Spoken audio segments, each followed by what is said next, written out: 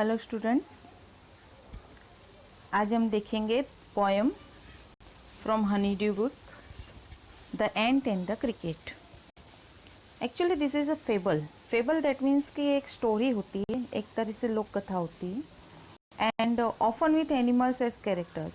और इसमें कैरेक्टर्स जो रहते हैं वो एनिमल्स को ही लिए जाते हैं, यानी कि कैरेक्टर के रूप में एनिमल्स को लिया जाता है।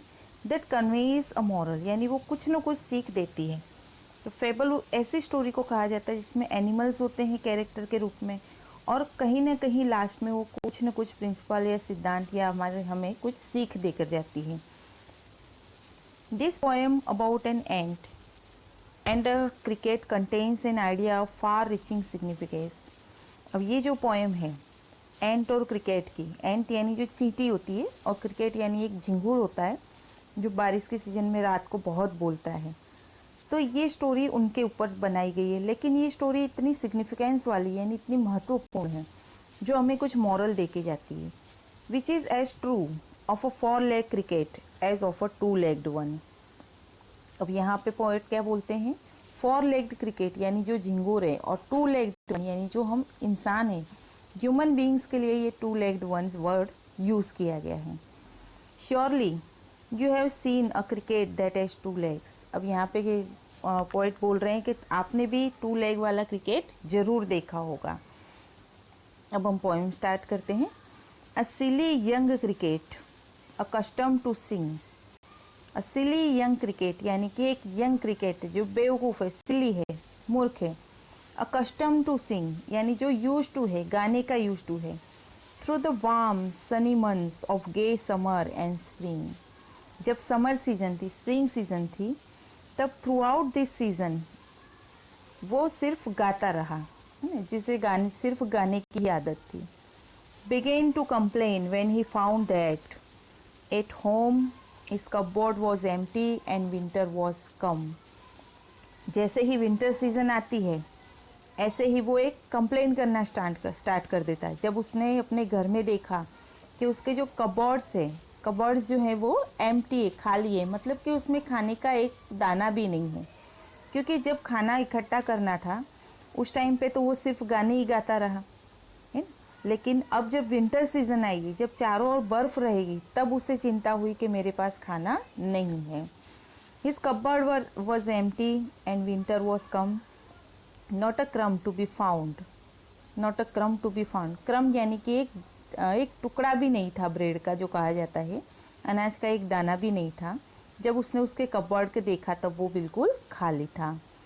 On the snow covered ground not a flower he could see, not a leaf on a tree. अब यहाँ पे क्या बोल रहा है, on the snow covered ground, मतलब कि ग्राउंड जमीन जो है वहाँ पे सिर्फ स्नो ही स्नो है, क्योंकि वो विंटर सीजन है, बर्फ ही बर्फ है। Not a flower could he see, कहीं भी उसे कोई फ्लावर नहीं दिख रहा है, ना ही कहीं उसे कोई पत्ती दिख रही है ट्री के ऊपर। He can see only snow, सिर्फ उसे बर्फ ही बर्फ दिख रही है। Oh what will become says the cricket of me. अब वो बोलता, ओह अब मेरा क्या होगा। At last by starvation and famine made bold. Starvation यानी कई दिनों से जो भूखा है, फेमाइन यानी भी जहाँ पे खाने का बिल्कुल भी नहीं। तो ये दोनों ही कंडीशन में वो बहुत दुखी हो जाता है। All dripping with wet and all trembling with cold, ऐसे ही ढीला ढाला होता हुआ और ठंड से कांपता हुआ। Away he set off to a miserly ant. तो माइजरली यानी कि जो कंजूस है, अनजनरस है ना, जो काइंडनेस नहीं है जिसमें, तो वो ट्रेम्बलिंग विथ कोल्ड मतलब ठंड में कांपता कांपता वो दूर एक एंट रहती है, चींटी जो रहती, उसके पास जाता है। To see if to keep him alive he would grant, वो बोलता है कि जाके देखूँ तो सही कि मुझे ज़िंदा रहने के लिए क्या वो मुझे कुछ उधार देगी, कुछ देगी, मतलब कि खाने के लिए कुछ देगी। हिम शेल्टर फ्रॉम रेन, क्या उसे रहने के लिए शेल्टर देगी, जगह देगी। And a mouth full of grain, एक मुट्ठी भर या थोड़ा सा खाना देगी, ग्रेन्स देगी। He wished only to borrow he would repay it tomorrow. वो क्या सोच रहा है, वो सोच रहा है मैं सिर्फ उधार लूँगा और बाद में उसे लौटा दूंगा। जैसे यहाँ बोरो यानी उधार लेना होता है और रिपे यानी उसे वापस करना। If not he must die of starvation and sorrow. अब वो सोच रहा है कि अगर उस एंट ने मेरी हेल्प कर दी तो ठीक है कर दूंगा, अदरवाइज अगर उसने मेरी हेल्प नहीं की तो जरूर वो भूख से और दुख से मर जाएगा। Says the ant to the cricket, I am your servant and friend। अब यहाँ पे एंट के पास जब वो क्रिकेट आता है तब वो बोलती है कि मैं तुम्हारी नौकर हूँ और मैं तुम्हारी फ्रेंड भी हूँ। But we ants never borrow, we ants never lend. अब यहाँ पे चींटी क्या बोलती है, लेकिन हम जो एंट्स होती है वो न कभी उधार देती है और न कभी उधार लेती है। जब क्रिकेट ने उससे ग्रेन्स उधार मांगे तब जो एंट थी उसने ये आंसर दिया कि we ants never borrow, we ants never lend. But tell me dear cricket, did you lay nothing by. अब एंट उससे पूछती है कि एक बात बताओ क्रिकेट, क्या तुम्हारे पास कुछ भी नहीं बचा है। When the weather was warm caught the cricket not I. अब वो बोलती है कि जब वार्म वेदर था तो क्या तुमने कुछ भी नहीं बचाया। तो क्रिकेट बोलता है नॉट आई, बोलता है नहीं मेरे पास कुछ भी नहीं है। My heart was so light that I sang day and night. अब वो बोलता है मेरा हार्ट जो है बहुत सॉफ्ट है, बहुत खुशनुमा था, तो इस वजह से मैं पूरा दिन और रात गाता रहता था।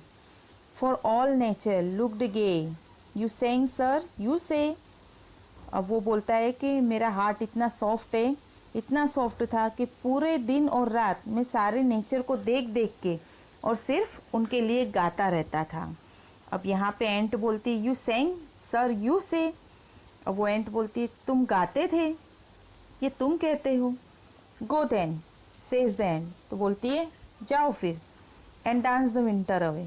जैसे तुमने वार्म सीजन में गाना गाया ऐसे अब ये विंटर सीजन में डांस करो, ऐसे बोलती है, एक तरह का टॉन्टिंग करती है ना। Thus ending he hastily lifted the wicket and out of the door turn the poor little cricket. अब एंड में क्या करती है, फटाफट वो एंट जो क्रिकेट जो होता है उसे एंट अपने घर के बाहर भेज देती है, मतलब अपने घर के बाहर निकाल देती है। Fox call this a fable, I will warrant it too. अब यहाँ पे पोएट क्या बोलते हैं कि लोग, फॉक्स यानी जो लोग हैं वो ऐसे बोलते हैं कि ये एक स्टोरी है, लेकिन पोएट बोलते हैं कि ये मेरे अकॉर्डिंग ये बिल्कुल सही बात है। Some crickets have 4 legs and some have 2। कुछ क्रिकेट्स ऐसे हैं जो 4 leg वाले हैं और कुछ 2 legs वाले। अब यहाँ पे पोएट ये कहना चाहते हैं कि कई ऐसे ह्यूमन बीइंग्स हैं, ऐसे इंसान होते हैं जो फ्यूचर की बिल्कुल परवाह नहीं करते और सिर्फ प्रेजेंट ही प्रेजेंट में जीते हैं और अपने जो कुछ भी उनके पास अर्निंग होती है या मनी होती है उसे ऐसे ही वेस्ट करते हैं, और जब फ्यूचर में उन्हें ज़रूरत पड़ती तब वो इधर उधर मांगते हैं। तो ये एक सिमिली बताया है कि कैसे क्रिकेट, 4 legged क्रिकेट और 2 legged ह्यूमन बीइंग्स दोनों के बीच का कंपैरिजन बताया है, एक तरह से सिमिलैरिटीज़ बताई। अब ये पोएम ली गई है एडेप्टेड फ्रॉम इसोप्स फेबल्स। ये एसोप्स जो हैं उनकी जो कहानियाँ हैं उसमें से ये एक पार्ट लिया गया है। आई होप स्टूडेंट्स आपको ये पोएम समझ में आ गई होगी। Thank you.